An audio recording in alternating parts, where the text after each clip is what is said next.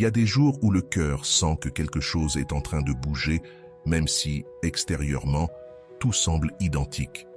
Comme si une vérité restée cachée pendant longtemps commençait à pousser de l'intérieur, cherchant à émerger. C'est une sensation étrange, presque électrique, qui t'accompagne dès le réveil jusqu'au moment où tu te couches. Ce n'est pas de l'anxiété, même si cela peut parfois y ressembler. Ce n'est pas de la nostalgie, même si le passé revient avec une force inhabituelle. C'est quelque chose de plus profond, un savoir silencieux qui s'installe dans ta poitrine et te murmure que l'histoire n'est pas encore terminée. Peut-être as-tu remarqué de petits changements difficiles à expliquer. Un instant où l'air semble plus dense, comme si l'atmosphère transportait une information invisible. Tu ne sais pas mettre des mots dessus, mais ton corps, lui, reconnaît ce signal. Souvent, nous croyons que ces sensations sont de l'imagination, des mécanismes pour nous consoler face à l'absence. Pourtant, bien souvent, ce sont des signaux qui voyagent de l'autre personne vers toi, comme si son éveil intérieur venait toucher le tien à travers la distance. Rien de tout cela n'arrive par hasard, même si cela peut en donner l'impression. Dans le vaste tissu de la vie, où des millions de possibilités coexistent, tu es arrivé à cet instant précis pour une raison. Carl Jung, l'un des grands explorateurs de la psyché humaine, affirmait qu'il n'existait pas de coïncidence vide. Il appelait cela la synchronicité. Des moments où le monde intérieur et le monde extérieur s'alignent pour révéler un sens caché. Si ce message résonne en toi, abonne-toi et laisse un cœur. Ce simple geste permet à cette réflexion de continuer à atteindre ceux qui en ont besoin. Ce que tu es en train de vivre n'est ni une obsession, ni une incapacité à lâcher prise. C'est une résonance. Jung expliquait que nous sommes tous reliés par un inconscient collectif, un réseau profond où les âmes se frôlent avant même que les corps ne se rapprochent. Si aujourd'hui tu ressens cette agitation intérieure, c'est parce que, de l'autre côté de ce fil invisible, quelqu'un a commencé à tirer. Cette personne, celle qui a marqué ton monde intérieur, affronte quelque chose qu'elle ne peut plus continuer à réprimer. Pendant longtemps, la logique t'a dit d'oublier, de croire que le silence était une réponse définitive. Pourtant, une partie de toi est restée ouverte, non par faiblesse, mais par sagesse. Ton intuition a agi comme une boussole silencieuse, te rappelant que les liens d'âme ne se rompent pas avec la distance physique. Il existe des connexions qui défient le temps. Ce que tu perçois maintenant est le prélude à une rupture du silence, des défenses qui tombent, des vérités qui ne peuvent plus rester cachées. Avant que ce silence ne se brise sur le plan physique, quelque chose d'essentiel doit être compris. Il ne s'agit pas d'un retour impulsif ni d'un geste né de la solitude. C'est un mouvement intérieur beaucoup plus profond. La psyché n'agit jamais sans raison. Lorsqu'une personne réapparaît après un long silence, c'est qu'une structure interne a commencé à s'effondrer. Ce qui semblait être de la stabilité n'était en réalité qu'une contention. Et lorsque cette contention cède, la vérité émotionnelle cherche une issue, même si cela implique la peur, la honte ou la perte de contrôle. C'est ici qu'apparaît l'un des mythes les plus douloureux que tu as portés en silence. Croire qu'il ou elle est parti parce qu'il ne ressentait pas assez. L'esprit a besoin d'explications simples pour survivre à la douleur. Mais dans les liens d'âme, la réalité est souvent inverse. Cette personne n'a pas fui par manque, elle a fui par excès. Elle ressentait trop, sans savoir comment le contenir. Le problème n'a jamais été l'absence d'amour, mais l'incapacité d'intégrer ce que cet amour réveillait en elle. Lorsqu'une émotion dépasse l'identité qu'une personne a d'elle-même, le vertige apparaît. La voix tremble, même si tu ne l'entends pas. La vie entière semble instable. Face à l'inconnu, l'instinct premier n'est pas d'avancer, mais de fuir, de protéger l'image que l'on croit être.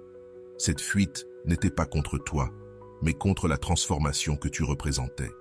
Accepter ce qu'elle ressentait impliquait de faire s'effondrer des certitudes, de revisiter des blessures anciennes et d'abandonner des versions confortables d'elle-même.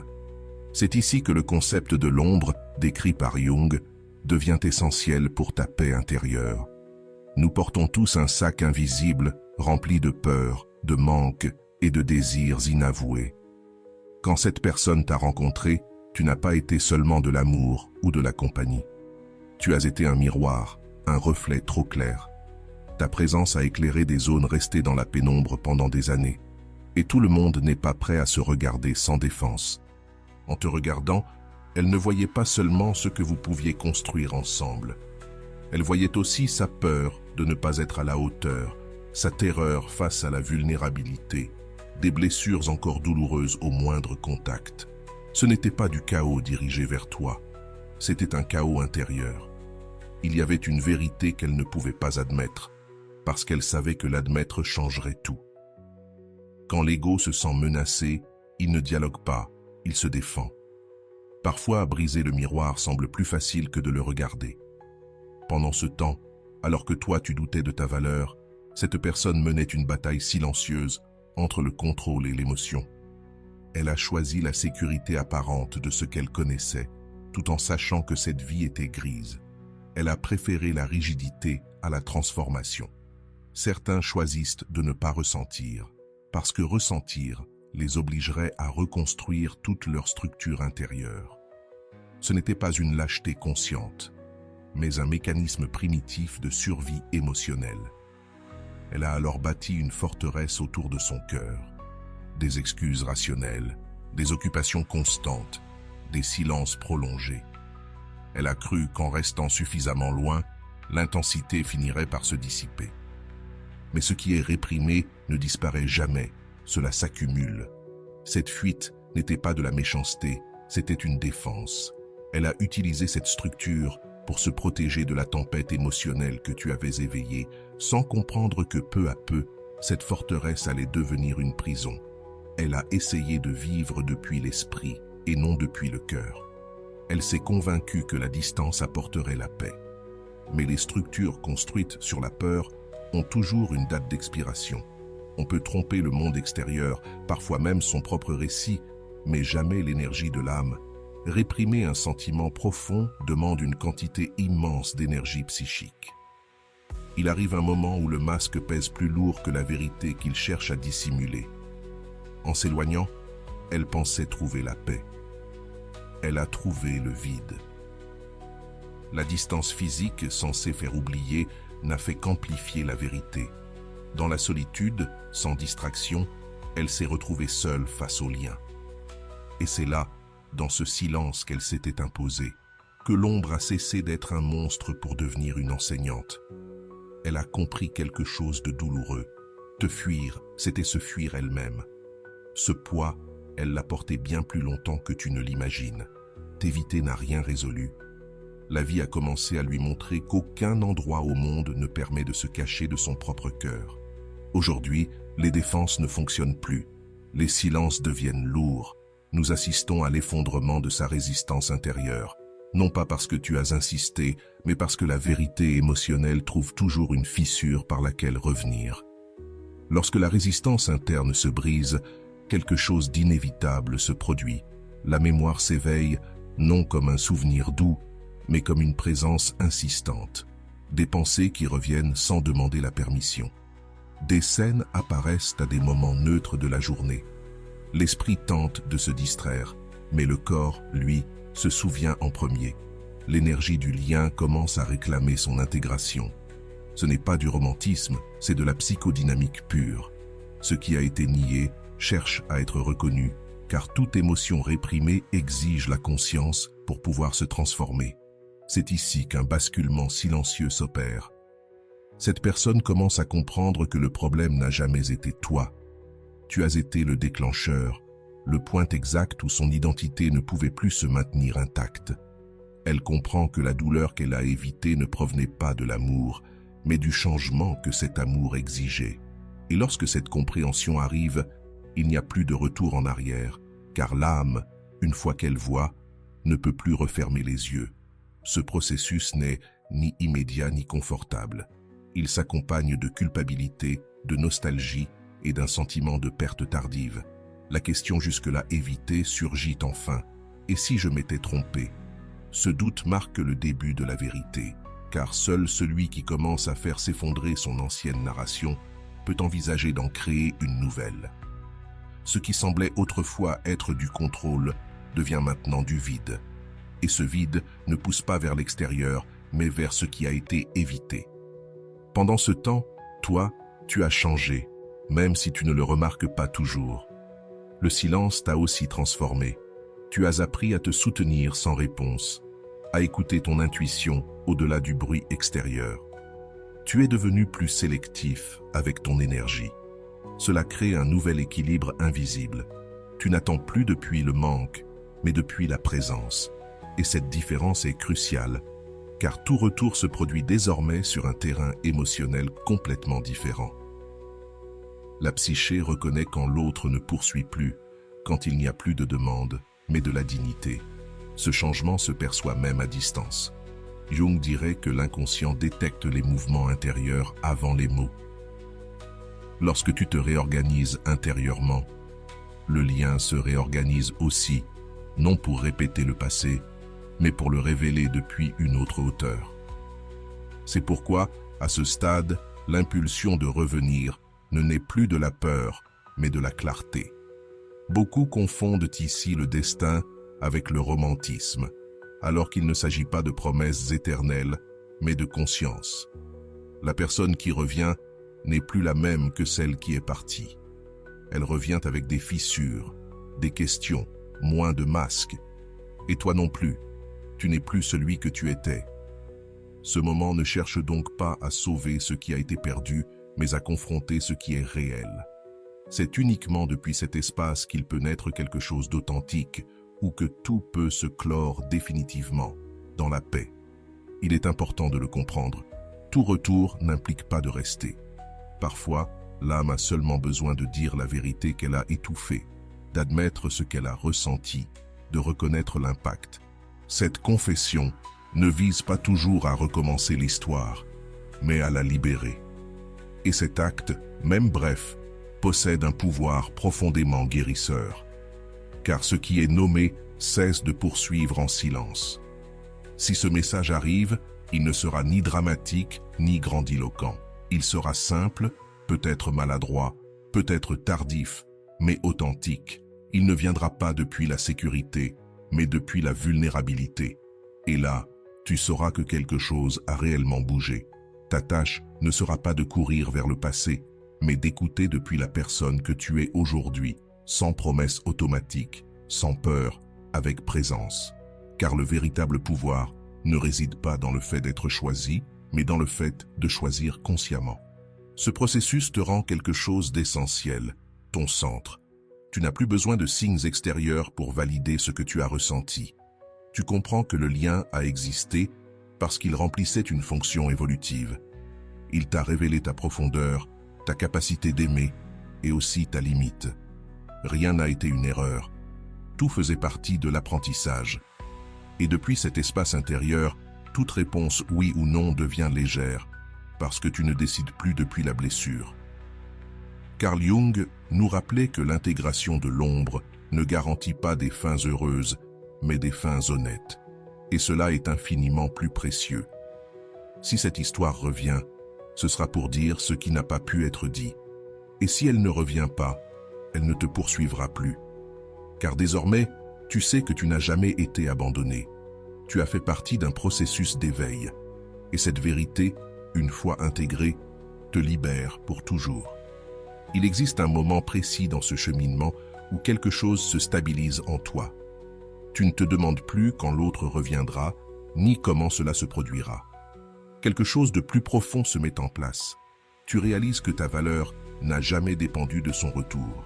Cette compréhension n'arrive pas sous forme d'euphorie, mais sous forme de calme. Un calme ferme. Et depuis cet espace, le lien cesse de faire mal. Il devient information, mémoire intégrée. Lorsque l'attachement se dissout, ce qui demeure est la clarté émotionnelle. Depuis ce nouveau centre, tu commences à percevoir avec netteté ce qui était auparavant brouillé. Tu comprends qu'aimer ne consiste pas à poursuivre ni à soutenir les structures de l'autre. Aimer, c'est permettre à l'autre de se confronter à lui-même. Et c'est exactement ce qui s'est produit. Tu n'as pas été un abandon. Tu as été un miroir. Et les miroirs ne supplient pas d'être regardés, Il reflète, simplement. Cette vérité, une fois comprise, te restitue une dignité que personne ne peut enlever. Lorsque la personne de l'autre côté commence à accepter son ombre, elle accepte aussi la perte de contrôle. Un tremblement intérieur apparaît. La peur de parler, d'être exposé, de ne pas être accueilli. C'est pour cela que le silence a été si long. Ce n'était pas de l'indifférence, mais une préparation inconsciente. Car admettre ce que l'on ressent implique de faire s'effondrer toute une narration, et personne ne traverse ce seuil sans résistance. Mais une fois franchi, il n'y a plus de retour possible. L'approche n'est peut-être pas immédiate. Elle avance par vagues. D'abord la reconnaissance, ensuite le doute, puis l'audace. Mais quelque chose a déjà changé. Le lien n'est plus nié, et cela entraîne des conséquences inévitables. L'inconscient cherche la cohérence. Il ne supporte pas de vivre divisé. C'est pourquoi la vérité commence à faire pression dans les rêves, dans les souvenirs, dans des impulsions soudaines, jusqu'à ce que se taire fasse plus mal que parler. Pendant ce temps, toi, tu poursuis ton chemin, non depuis l'attente, mais depuis le choix. Tu deviens plus présent dans ta vie, plus attentif à ce qui est déjà là. Cette énergie ne passe pas inaperçue. Quand quelqu'un cesse de tourner autour d'une absence, quelque chose se réorganise dans le champ émotionnel partagé. Ce n'est pas de la magie, c'est de l'équilibre. Et l'équilibre attire toujours ce qui était désordonné. Si le message arrive, il arrivera quand tu n'en auras plus besoin. C'est ainsi que fonctionnent les véritables intégrations. Il ne viendra pas pour te compléter, mais pour te rencontrer. Et cette différence change tout. Il n'y a plus d'urgence, plus d'anxiété. Il y a l'écoute. Et depuis cette écoute, tu sauras exactement quoi faire. Car lorsqu'on est aligné avec soi-même, l'intuition ne crie pas. Elle murmure, avec une précision impeccable. C'est le point où le passé cesse d'avoir du pouvoir sur toi. Tu peux le regarder sans qu'il t'entraîne. Comprends-tu que tous les liens ne sont pas destinés à durer? Certains sont destinés à éveiller, et cela ne les rend pas moins sacrés. Bien au contraire, on t'a donné une conscience que tu n'avais pas auparavant, et cette conscience vit désormais en toi. Elle est devenue une partie de ta structure émotionnelle mature. Si cette personne s'approche depuis la vérité, tu le sentiras. Il n'y aura ni jeu, ni confusion, ni ambiguïté. L'énergie sera différente, plus humble, plus claire, et tu pourras décider sans peur, parce que tu ne cherches plus à être choisi. Tu cherches la cohérence, et cela ne peut se faire qu'entre deux personnes qui ont regardé leur ombre s'enfuir. Tout le reste n'est qu'une répétition d'une douleur ancienne. C'est ici que se produit la véritable clôture. Elle ne dépend pas de ce que fait l'autre, mais de ce que toi, tu as déjà intégré. Tu sais qui tu es, tu sais ce que tu mérites, et tu sais que tu ne retournes plus vers des versions de toi qui se contentaient de miettes émotionnelles. Cette certitude n'est pas de l'arrogance, c'est de l'amour propre incarné. Et à partir de là, toute histoire future commence proprement, sans les fantômes du passé. Carl Jung disait que ce qui n'est pas rendu conscient se manifeste comme destin. Aujourd'hui, cela ne te gouverne plus. Tu as rendu conscient le lien, la blessure et l'apprentissage. Et pour cette raison, quoi qu'il arrive, tu ne perds pas. Parce que le véritable retour n'est pas toujours celui de l'autre, c'est le tien. Le retour à toi, à ton centre, à ta vérité. Et depuis cet endroit, plus rien ne redevient comme avant. À partir d'ici, quelque chose s'ordonne sans effort. Tu n'interprètes plus les signes, tu ne poursuis plus des significations cachées. Tu observes. Le calme devient ton langage intérieur, et ce calme a du poids. Il est différent de la résignation, c'est de la présence. Quand quelqu'un perçoit cette stabilité, il comprend qu'il ne revient pas sur un terrain fragile, mais dans un espace aux limites claires. Et les limites, même si elles dérangent au début, sont la seule chose qui permette au respect de naître véritablement. Tu peux ressentir un changement subtil dans l'atmosphère émotionnelle. Pas à l'extérieur, mais à l'intérieur. Moins de bruit mental, moins de dialogue répétitif. C'est la psyché qui ferme des cycles restés ouverts. Lorsqu'une histoire cesse de réclamer ton énergie, elle libère une puissance créative. Ton attention revient à toi, à tes projets, à ton corps, à ton désir. Ce retour n'est pas de l'égoïsme, c'est de l'intégration. car seul celui qui s'habite pleinement peut se lier sans se perdre dans l'autre. À ce stade, si l'autre apparaît, il ne te désarme pas. Il te trouve debout. La conversation, si elle a lieu, ne tourne plus autour du passé, mais autour de la vérité. Il n'y a plus de reproches accumulés, il y a de la clarté. Et cette clarté, paradoxalement, est ce qui permet à l'émotion de circuler sans étouffer. Quand le drame disparaît, il ne reste que l'essentiel. Et l'essentiel parle toujours à voix basse, sans urgence. Il est aussi possible que la rencontre ne se produise pas comme tu l'avais imaginé. Peut-être qu'il n'y aura pas de mots, mais une compréhension intérieure. Et cela suffit, parce que la clôture ne dépend pas de l'autre, elle dépend de ta conscience. Lorsque tu intègres l'expérience, le lien trouve sa place dans ton histoire comme un apprentissage et non comme une blessure. Il cesse de faire mal parce qu'il ne demande plus rien. Il devient une partie de ta narration mature, sans occuper le centre. C'est ici que se révèle une vérité à la fois inconfortable et libératrice. Tous les amours ne viennent pas pour rester. Certains viennent pour t'apprendre à rester avec toi-même. Cet enseignement n'est pas mineur, il est fondamental. Il te rend ton axe, et depuis cet axe, tu choisis autrement. Non par peur de répéter, mais par respect pour ce que tu sais désormais de toi. La maturité émotionnelle ne crie pas, elle décide en silence. S'il y a un nouveau départ, il sera différent. Plus lent, plus conscient, sans promesses impulsives, avec des accords clairs. Et s'il n'y en a pas, c'est aussi très bien, parce que tu ne confonds plus l'intensité avec le destin. Tu sais reconnaître ce qui ajoute et ce qui enlève.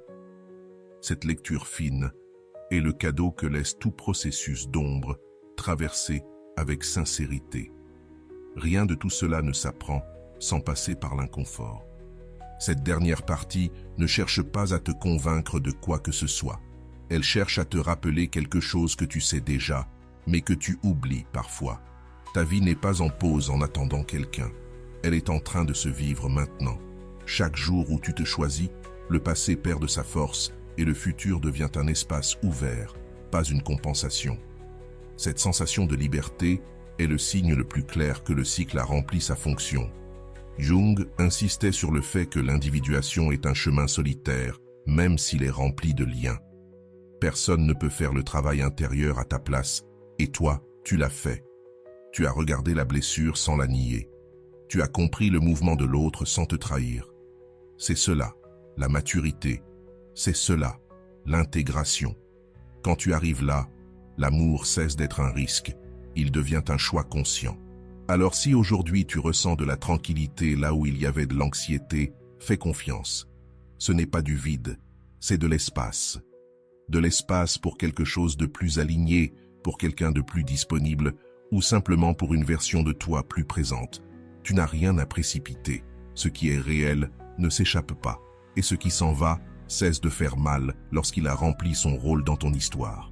C'est le point où tu relâches les épaules et où tu respires différemment. Pas parce que tout est réglé à l'extérieur, mais parce qu'à l'intérieur, il n'y a plus de guerre. Tu as compris, intégré, choisi. Et ce choix t'accompagne partout où tu vas. Quoi qu'il arrive ensuite, tu ne t'abandonnes plus. Et cette fidélité intérieure est la base de tout lien qui mérite d'exister. À partir de là, le temps se ressent autrement. Il ne pousse plus, il accompagne. Ce qui ressemblait autrefois à de l'attente devient un passage conscient. Chaque jour ajoute des couches de compréhension. Tu deviens plus honnête avec toi-même, moins négociable. Et cette cohérence intérieure se remarque, non parce que tu la déclares, mais parce que tu l'incarnes. Quand quelqu'un te perçoit ainsi, il comprend que s'approcher implique de la vérité, pas des promesses vides. Et la vérité exige toujours une présence réelle. Si l'autre doute encore, cela fait aussi partie du processus. L'intégration ne se fait pas au même rythme pour tout le monde, mais toi, tu ne synchronises plus ta paix avec le temps des autres. C'est essentiel. Aimer sans t'abandonner. Écouter sans te dissoudre. Être disponible sans perdre ton centre. C'est là toute la différence entre le passé et maintenant. Tu n'as pas appris à t'endurcir. Tu as appris à te soutenir avec douceur et fermeté à la fois. Il existe des signes internes qui confirment ce changement. Tu dors différemment. Tu respires plus profondément. Ton esprit ne rejoue plus les anciennes scènes. Et lorsque le souvenir apparaît, il ne fait plus mal, il informe. Et cela, c'est l'intégration. Le corps cesse de réagir parce que l'émotion a été traversée, non pas niée, mais réellement traitée. Ce qui est traité se met en ordre, et ce qui est en ordre laisse de la place à quelque chose de nouveau, même si cela n'a pas encore de forme. Peut-être seras-tu surpris de constater que tu n'idéalises plus le retour. S'il a lieu, tu l'accueilleras avec une curiosité calme. S'il n'a pas lieu, tu continueras d'avancer. Cette liberté intérieure est le véritable indicateur de clôture. Car lorsqu'une histoire cesse de te définir, elle devient une part de ta sagesse. Tu n'as pas besoin de l'effacer. Tu l'intègres. Et à partir de là, tu choisis des relations qui dialoguent avec ton présent, pas avec tes blessures. Ce moment marque une transition silencieuse. Tu passes de la réaction à la réponse, de l'attente à la décision, de la justification au discernement. Et ce changement n'est pas bruyant, il est profond. La vie commence alors à te rencontrer depuis un autre endroit, des personnes plus claires, des liens plus simples, des conversations sans arrière-plan. Parce que lorsque ton énergie se met en ordre, elle attire des expériences qui n'ont plus besoin d'être décodées. Si les retrouvailles ont lieu, elles seront brèves ou transformatrices, mais jamais confuses. La confusion appartient au passé. Aujourd'hui, il y a des limites, de l'écoute, du choix. Et si elles n'ont pas lieu, l'absence ne crie plus. Elle repose. C'est là la différence entre perdre et lâcher. Perdre laisse un vide. Lâcher crée de l'espace. Et l'espace est fertile. Il l'a toujours été. À ce stade, tu comprends quelque chose d'essentiel. Ce n'était pas toi qui avais besoin d'être compris. C'était le lien qui devait mûrir. Et il a mûri, même si cela a fait mal. Jung dirait que la conscience s'élargit lorsque nous cessons de fuir le conflit intérieur. Tu n'as pas fui, tu es resté, tu as regardé, tu as intégré. Et cet acte silencieux t'a rendu une autorité émotionnelle qui ne s'apprend pas dans les livres. Aujourd'hui, tu sais reconnaître quand une connexion nourrit et quand elle épuise. Tu ne négocies plus ta paix contre de l'intensité, tu préfères la cohérence, la présence, le respect. Cela ne te rend pas froid, cela te rend clair. Et la clarté est une forme élevée d'amour de soi. Depuis cet espace, toute relation future naît avec des racines profondes et non avec des urgences déguisées en passion. Si quelqu'un revient depuis la vérité, tu sauras s'il faut ouvrir ou non, sans culpabilité, sans précipitation, sans besoin de te justifier. Parce que tu as appris que te choisir ne ferme pas le cœur, cela le protège. Et un cœur protégé aime mieux, avec moins de peur, avec plus de conscience, avec la sérénité de celui qui ne s'abandonne plus pour être aimé. Carl Jung affirmait que la plénitude ne naît pas de l'évitement de l'ombre, mais de son intégration. Tu l'as fait. Tu as transformé l'absence en conscience, le silence en compréhension. Aujourd'hui, tu marches différemment. Non pas comme une option, mais comme un choix. Quoi qu'il arrive ensuite, tu sais qui tu es. Et cette certitude est le sol le plus stable sur lequel peut naître un amour véritable. À ce stade, tu ne vois plus le passé comme une blessure ouverte, mais comme une carte.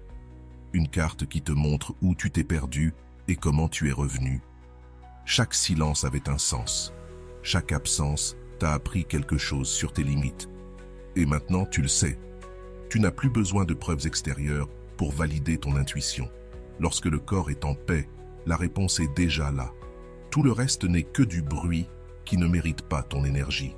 Si cette personne s'approche, ce sera depuis un endroit différent. Non depuis l'évitement, mais depuis la reconnaissance. Admettre ce qu'elle ressent ne sera pas un geste romantique, mais un acte de responsabilité émotionnelle. Tu le percevras dans les détails, dans le ton, dans la cohérence, dans l'absence de jeu. Car celui qui a intégré son ombre ne se cache plus derrière des excuses élégantes. C'est ici que tu décides sans pression. Non depuis le désir de réparer, mais depuis la vérité de qui tu es aujourd'hui. Tu sais que l'amour ne se mendie pas et ne se poursuit pas. Il s'offre ou il se retire avec dignité. Et cette capacité à te retirer, si nécessaire, est ta plus grande force. Parce que tu ne te définis plus par ceux qui restent, mais par la manière dont tu te traites quand quelqu'un hésite. Peut-être que les retrouvailles auront lieu, peut-être pas, mais l'anxiété ne gouverne plus ta poitrine.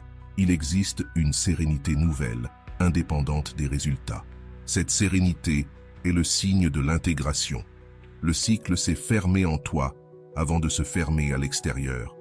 Et lorsque cela arrive, chaque dénouement est juste parce que tu ne cherches plus à compléter une histoire, tu cherches à t'honorer. Beaucoup confondent clôture et explication. Mais la véritable clôture est intérieure. C'est pouvoir se souvenir sans se crisper, penser sans se justifier, choisir sans peur. Tu as atteint cet espace. Et depuis là, l'amour cesse d'être une épreuve permanente. Il devient une rencontre entre deux êtres entiers, non entre des manques qui s'accrochent, mais entre des consciences qui se reconnaissent.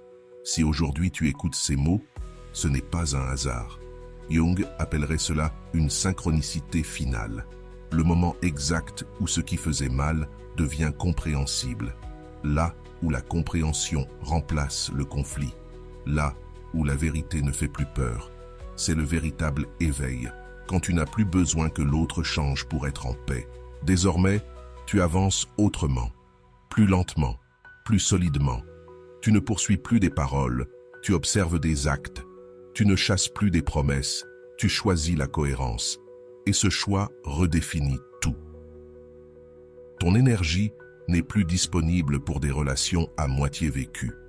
Elle est réservée à ce qui honore ta profondeur. Cela ne te rend pas exigeant, cela te rend fidèle, à toi-même. Si tu choisis de partager ce moment, fais-le depuis la présence, pas depuis l'attente. Et si tu choisis d'avancer, fais-le sans culpabilité.